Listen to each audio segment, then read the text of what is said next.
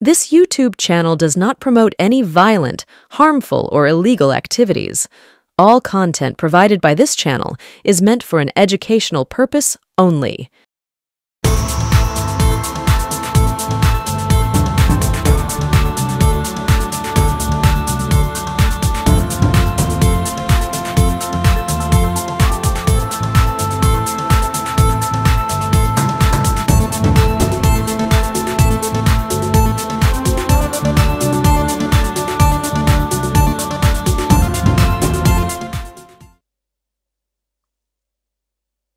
নমস্কার। প্রতিদিন আমরা দুটো করে অনুষ্ঠান আপনাদের জন্য আনছি, অন্তত দুটো করে। সকালে এই থার্ড আই আর রাত্রে এক্স ফ্যাক্টর, আর মাঝে মাঝে উল্টো মাইক। বিকেলবেলা অনুষ্ঠানগুলো আপনাদের পছন্দ হচ্ছে, আমরা কৃতজ্ঞ, ধন্যবাদ জানাই আপনাদের। মানতে একটু আপনার কষ্ট হবে ঠিকই, কিন্তু এটা অস্বীকার করা যাবে না যে দক্ষিণ এশিয়ায়, যেটা ভারতীয় উপমহাদেশ বলে পরিচিত, এই দক্ষিণ এশিয়ায় ভারত কিন্তু দাদাগিরি করে। দক্ষিণ এশিয়ায় ভারতের এই দাদাগিরি শেষ করতে চায় দুই শক্তিধর, আমেরিকা এবং চীন। আপাতত ভারতের সাথে সুসম্পর্ক নেই একটাও প্রতিবেশী দেশের। ভ্রান্ত বৈদেশিক নিষিদ্ধ নীতির ফলে মায়ানমার, বাংলাদেশ, ভুটান, নেপাল, শ্রীলঙ্কা, মালদ্বীপ সহ চীন, পাকিস্তান সকলেই ভারতের শত্রু রাষ্ট্রে পরিণত হয়েছে আছে। অথচ পরিস্থিতিটা এমন ছিল না, কয়েক দশক আগেও ছিল না। ইন্দিরা গান্ধী, রাজীব গান্ধী, অটল বিহারী বাজপেয়ী, ভিপি সিং, দেবেগৌড়া, আই.কে. গুজরাল, নরসিমা রাও আর মনমোহন সিং এর যে প্রধানমন্ত্রিত্বকাল, সেই সময়ও পাকিস্তান বাদে ভারতের প্রতিবেশীদের সাথে ভারতের সম্পর্ক ছিল বেশ ভালো, ভ্রাতৃত্বপূর্ণ। চীনের সাথে সম্পর্ক বরাবরই অম্লমধুর। চীন ভারতকে আক্রমণ করার পর থেকে এই সম্পর্কটা অম্লমধুর হয়েছে, কখনো ভালো কখনো খারাপ। মোদী প্রধানমন্ত্রী হবার পর একে একে সমস্ত প্রতিবেশী দেশ ভারতের শত্রু হয়ে গেল, আর ভারতের বন্ধু হলো কে? Russia, Israel. কিন্তু কেন এমনটা হলো সেটাই খতিয়ে দেখবো আজকের অনুষ্ঠানে। দেখুন, ভারতের পরিচয় পশ্চিমী দেশগুলোতে জড়িবুটি, সাধুসন্ত, সাপসাপুড়েদের দেশ হলেও মেধায় ভারতীয়দের সমীহ করত প্রায় সবাই। আজ ভারতের পরিচয় হয়ে উঠেছে একগুঁয়ে, আগ্রাসী আর ধর্মান্ধ দেশ হিসাবে। ক্রমাগত প্রতিরক্ষা শক্তিকে বাড়িয়ে চলা ভারত যতটা বিশ্বকে তাক লাগিয়ে দিতে চায়, মানে বিশ্বকে তাক লাগানোর জন্য যেসব কাজ করছে, ততটা কিন্তু সুসম্পর্ক রাখতে পারছে না প্রতিবেশীদের সাথে। ভারতীয় টিভি, ভারতীয় সিনেমা, ভারতীয় গান ইত্যাদির মাধ্যমে গোটা উপমহাদেশের সাংস্কৃতিক আগ্রাসন চালানোর অভিযোগ উঠেছে ভারতের বিরুদ্ধে। পশ্চিমবঙ্গ বাদে ভারতের কোথাও বাংলা কেউ একবর্ণ বলতে না পারলে, বুঝতে না পারলেও, তামিলনাড়ুতে কয়েকটি অংশ বাদে কেউ সিঙ্গলি ভাষা বুঝতে না পারলেও, আপনি দেখবেন বাংলাদেশ, ভুটান, শ্রীলঙ্কা, নেপালে হিন্দি জানাটা একরকম ফ্যাশনে দাঁড়িয়ে গিয়েছে। অর্থাৎ ভারতীয় ভাষাটা জানা মানে আমি ভালো, মানে ফ্যাশনবাজ লোক, আধুনিক মনস্ক ইত্যাদি ইত্যাদি। এইটা হয়েছে ভারতীয় গান, সিনেমা, টিভি ইত্যাদির জন্য। ভারতীয় সিনেমা, টিভির দাপটে সেখানকার সংস্কৃতি, মানে স্থানীয় নেপালের সংস্কৃতি, বাংলাদেশি সংস্কৃতি, এসবের মধ্যে ঢুকে পড়েছে হলদি, করবা চৌথ, এইসব অনুষ্ঠানগুলো। এটা শুনতে কারুর ভালো লাগবে, কারুর খারাপও লাগতে পারে, কিন্তু তেতো হলেও সত্যটাকে তো গিলতেই হবে। উল্টো দিকে ভারতের শাসক দল বিজেপি যত হিন্দুত্বের দিকে ঝুঁকে পড়ছে, প্রতিবেশী রাষ্ট্রগুলো কিন্তু তারা স্বধর্ম আঁকড়ে ধরতে চাইছে, এটাই স্বাভাবিক। ভারতের মসজিদের তলায় বিগ্রহ খোঁজা হলে বাংলাদেশ বা পাকিস্তানের মন্দির গুড়িয়ে কেন ইসলামিক ধর্মস্থান খোঁজা হবে না বলতে পারে? ভারতে যদি মসজিদের তলায় বিগ্রহ খোঁজা হয়, তাহলে বাংলাদেশে বা পাকিস্তানে মন্দির গুড়িয়ে কেন ইসলামিক ধর্মস্থান খোঁজা হবে না বলতে পারে? ভারতে যদি আখলাক আনসারীকে পিটিয়ে খুন করা হয়, প্রতিবেশী দেশে তার বিপরীত প্রতিক্রিয়া দেখা যাবে না কেন? আর দেখা গেলেই হিন্দু নিধন চলছে বলে বর্ডারে বিশৃঙ্খলা করতে চলে যাবে শুভেন্দু অধিকারীদের মতন লোক। আসলে রাষ্ট্র পরিচালকেরা নিজেদের গদি বাঁচিয়ে রাখতে এভাবেই মানুষের সাথে মানুষকে লড়িয়ে দেন। মূর্খ জনতা, ধর্মান্ধ জনতা, তাদের বিচার বুদ্ধি কম, তারা নিজেদের মধ্যে লড়াই করে বেড়ায়। অথচ দেখুন, পাকিস্তান, বাংলাদেশ, শ্রীলঙ্কা, মালদ্বীপ, গড়পড়তা সাধারণ মানুষের সাথে এইসব এলাকার ভারতের সাধারণ মানুষের মধ্যে কোনো ভেদাভেদ নেই। অনেকেরই কিন্তু আত্মীয় পরিজন আজও কাঁটাতারের ওপারে থাকেন, বহাল তবিয়াতেই হয়তো আছেন, তবু বারবার ভারত থেকে হিন্দুত্ব খাতরে মে হ্যায় বলে জিগির তুলে প্রতিবেশীদের সাথে সম্পর্ক নষ্ট করে নিজের দেশের হিন্দু ভোট ব্যাংককে নিজেদের দিকে টেনে আনার যে প্রয়াস করা হচ্ছে, সেটা আমরা দেখতে পাচ্ছি 2014 সাল থেকে, যেদিন থেকে মোদিজি ক্ষমতায় এসেছে। যদিও অধিকাংশ ভারতীয়, সংখ্যাটা প্রায় 60% বেশি, তারা মোদির এই ফাঁদে পা দেয়নি। বিরোধীদের মধ্যে কিছুটা ক্ষমতালোভী ওই নীতিশ কুমার, চন্দ্রবাবু ও নবীন পট্টনায়ক থেকে যাওয়ায় মোদি বিগত নির্বাচনে সংখ্যাগরিষ্ঠতা না পেয়েও ফের প্রধানমন্ত্রী হয়ে গেছে। সংখ্যালঘু প্রধানমন্ত্রী হওয়ার পরেই মোদি যেন তেন প্রকারেণ সারা দেশে অন্তত 50% হিন্দু ভোটের অধিকার পেতে মরিয়া।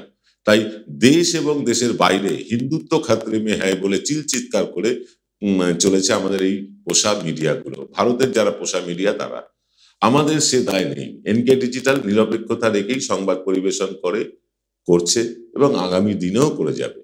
এর জন্য প্রচুর বাধা বিপত্তির সম্মুখীন আমাদের হতে হয়। এই চ্যানেল সঞ্চালনা করার অপরাধে, মানে অপরাধটা কোট আর কোটে রাখবেন, এই চ্যানেলটা সঞ্চালনা করার জন্য শারীরিক আঘাত পর্যন্ত করা হয়েছে আমাকে। অর্থনৈতিক বিপর্যয় আমাদের কিছুতেই যাচ্ছে না, তবু আপনাদের মধ্যে কিছু কিছু মানুষ মাসিক আর্থিক সাহায্য পাঠাচ্ছেন বলে আজও এই চ্যানেল চলছে। তা না হলে যখন লোকসভা নির্বাচন হলো, সেই নির্বাচনের সমীক্ষা প্রায় আমরা মিলিয়ে দিয়েছিলাম, আমরাই একমাত্র প্রায় মিলিয়ে দিতে পেরেছিলাম পশ্চিমবঙ্গের ক্ষেত্রে। তখনই আমাদের স্তব্ধ করে দেবার সব রকম চেষ্টা হয়েছিল। এখনো যদি কেউ আমাদের পাশে আর্থিক সাহায্য নিয়ে থাকতে চান, তারা 9830075869, আবার বলছি 9830075869 এই নাম্বারে যোগাযোগ করতে পারেন। যাকে আমরা চলে আসি আজকের প্রসঙ্গে। ভারতের প্রতিবেশী দেশগুলো আজ কেন ভারতের শত্রু হয়ে উঠেছে সে কথা আমরা আলোচনা করছিলাম। যাকে আলোচনা তো করব, বিশদে এইসব নিয়ে বলতে হচ্ছে, মানে আমাদের বলতে হবে এইসব নিয়ে।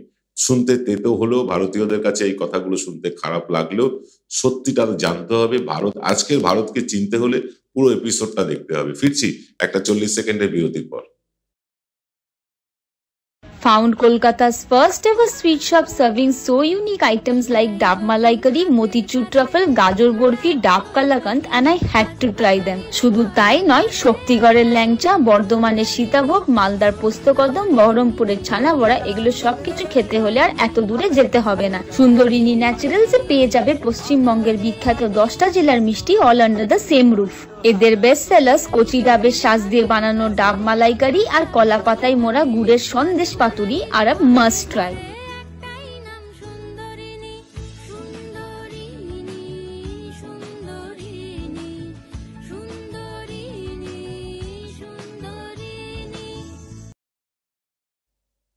ফিল্ম বিরতির পর আপনারা দেখছেন এনকে ডিজিটালের প্রভাতী অনুষ্ঠান থার্ড আই।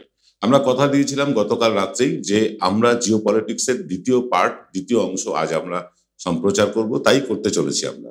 ভারত গোটা দক্ষিণ এশিয়ায় দাদাগিরি করতে চাইছে। এটা শুনতে খারাপ লাগলেও এটাই কিন্তু সত্য, এটাই কিন্তু বাস্তব। আমরা আলোচনা করছি তাই নিয়ে। ভারতের প্রধানমন্ত্রীর কয়েকজন ব্যবসায়ী বন্ধু আছেন। প্রধানমন্ত্রী বিদেশ সফরে যাওয়ার কিছুদিন পরে সেই ব্যবসায়ীরা সেই দেশে যান এবং বড় বড় কাজের বরাত নিয়ে ফেরেন। ভারতের প্রধানমন্ত্রী কি তাহলে ব্যবসায়ীদের পক্ষে দালালি করতেই এইসব সাধারণ মানুষের টাকায় বিলাসবহুল বিমানে চেপে দেশে বিদেশে ঘুরে বেড়াচ্ছেন, নাকি তিনি পারস্পরিক সম্পর্ককে আরো মজবুত করতে যাচ্ছেন? এসব প্রশ্নের উত্তর আমাদের জানা নেই, আমরা জানতে পারি না এসব উত্তর। আপনাদের জানা থাকলে কমেন্ট করে জানাবেন আমাদের। সাম্প্রতিককালে বাংলাদেশে হাসিনা সরকারের পতনের পরে বাংলাদেশের কিছু লোকজন ক্রমাগত ভারত বিরোধী মন্তব্য করে চলেছেন, আপনারা সোশ্যাল মিডিয়ায় দেখছেন। ভারত থেকেও কয়েকটি টিভি চ্যানেল আর সোশ্যাল মিডিয়ার মাধ্যমে অত্যন্ত কদর্য ভাষায় বাংলাদেশের বিরুদ্ধে প্রচার চলছে। এই দুই দেশের এইসব মানুষগুলোই দু দেশের সরকারের তল্পিবাহক। হ্যাঁ, ভারতের হয়ে যারা গলা ফাটাচ্ছেন তারা ভারতের তল্পিবাহক, আর বাংলাদেশের হয়ে যারা গলা ফাটাচ্ছেন ভারতের বিরুদ্ধে তারা বাংলাদেশের তল্পিবাহক। অথচ দেখুন, ভারত বাংলাদেশ দুই দেশই পরস্পরের উপর অনেকটা নির্ভরশীল। ভারত থেকে আলু, পেঁয়াজ, লবণ, কাপড় ইত্যাদি না গেলে বিপাকে পড়েন সে দেশের মানুষ। আবার একইভাবে বাংলাদেশের মানুষ পর্যটনের জন্য বা চিকিৎসার জন্য এদেশে না এলে অসুবিধায় পড়তে হয় ছোট ছোট ব্যবসায়ীদেরই। রাষ্ট্র পরিচালকদের এসবে কিচ্ছু এসে যায় না, একথা সত্য। একথা সত্য। ভারতের সাথে বাংলাদেশের যুদ্ধ জিকির যারা তুলছেন দুই দেশ থেকেই, তারা ভালো করেই জানেন কোনো দেশই যুদ্ধে যাবে না।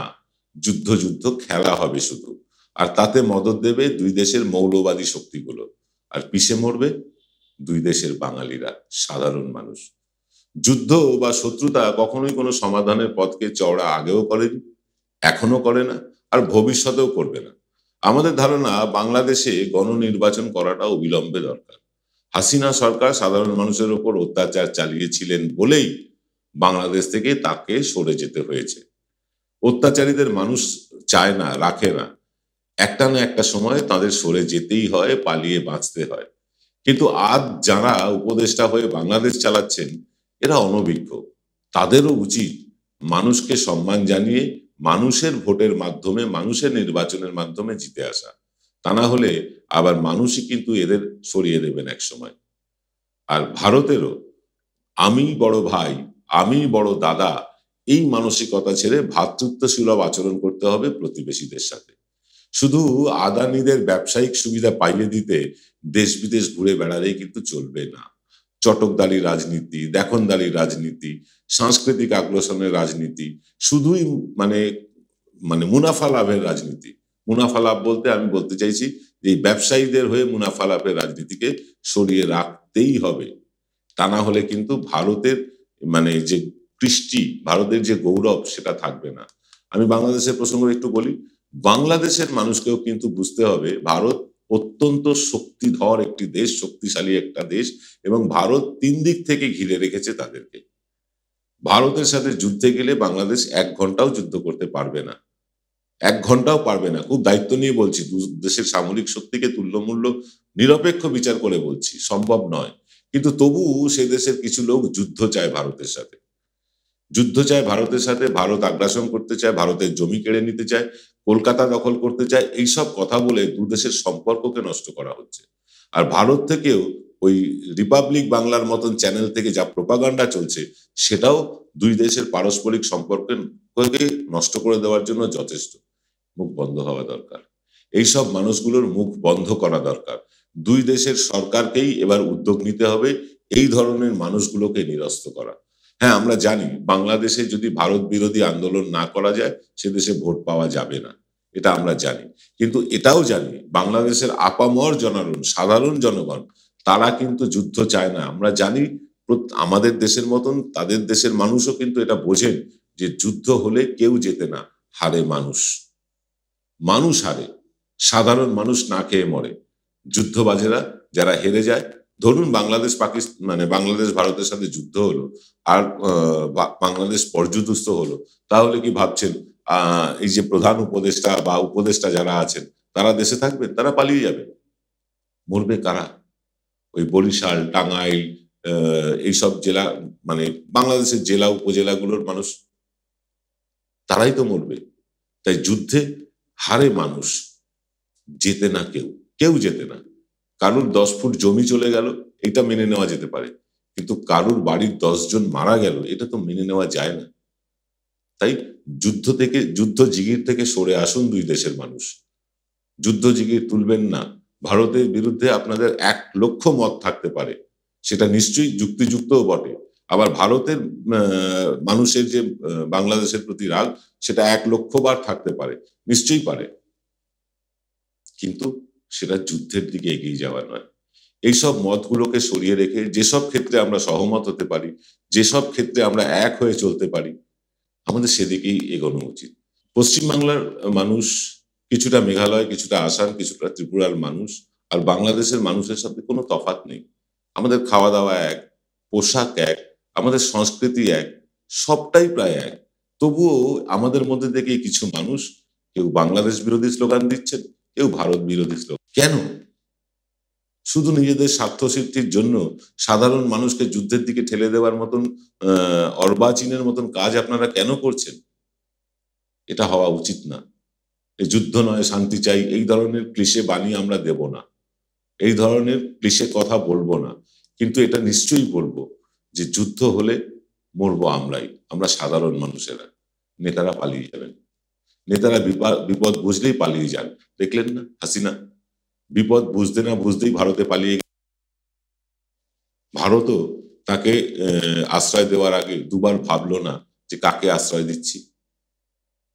হাসিনা যতই ভারত বন্ধু হন না কেন, তিনি বাংলাদেশের বন্ধু হয়ে উঠতে পারেননি। বাংলাদেশের প্রধানমন্ত্রী হয়েও বাংলাদেশের মানুষের উপর নিপীড়ন চালিয়েছেন, তাদের ভোটাধিকার কেড়ে নিয়েছেন, বিভিন্নভাবে নিষ্পেষণ করেছেন।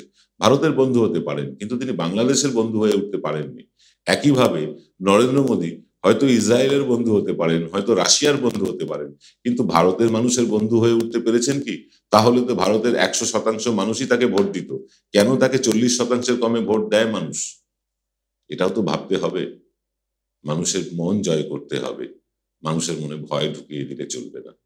আসুন এই ভয়গুলোকে সরিয়ে রাখি। আমরা ভারত বাংলাদেশ দুই মানুষই, কারোরই আধিপত্য অন্য দেশের উপর যেন না চলে, কেউই যেন দাদাগিরি করতে না পারে। দক্ষিণ এশিয়াটা কারোর বাপের সম্পত্তি না, সকলের মিলিজুলি সম্পত্তি। সকলে এই মিলিজুলি সম্পত্তিতে নিজের নিজের এলাকায় সুখে থাক, শান্তিতে থাক, ভালো থাক, এটাই তো আমরা এনকে ডিজিটালের পক্ষ থেকে চাই। আর এর জন্য আমাদের প্রচুর গালমন্দ শুনতে হয়, ফিজিক্যাল অ্যাসাল্ট পর্যন্ত করা হয়, আমাদের অর্থনৈতিক অবরোধ করা হয় যাতে আমরা আমাদের কর্মীদের বেতন দিতে না পারি। এরকম বহুবার ঘটেছে, আজও ঘটে চলেছে। আমাদের চ্যানেল হ্যাক হয়ে যায়, আমাদের মনিটাইজেশন বন্ধ হয়ে যায়। তবুও আমাদের পাশে কিছু মানুষ থাকেন, তারা মাসিক কিছু সাহায্য করেন, তাই এই চ্যানেলটা চলছে। আপনাদের মধ্যে আবার আবেদন করছি, যারা আমাদের পাশে এসে দাঁড়াতে চান তারা আমাকে সরাসরি ফোন করুন ভারতীয় নাম্বারে 9830075869। আবার বলছি 9830075869, স্ক্রিনে দেখা যাচ্ছে। এই ভারতীয় নাম্বারে ফোন করুন, আমি আপনাদের বলে দেবো কোন পথে কিভাবে আপনারা আমাদের পাশে এসে দাঁড়াতে পারেন, যাতে চ্যানেলটার আয়ু আমরা দীর্ঘতর করতে পারি। দেখা হবে আজ রাত 8টায় আমাদের এক্স ফ্যাক্টর অনুষ্ঠানে। সকলে ভালো থাকবেন, নমস্কার।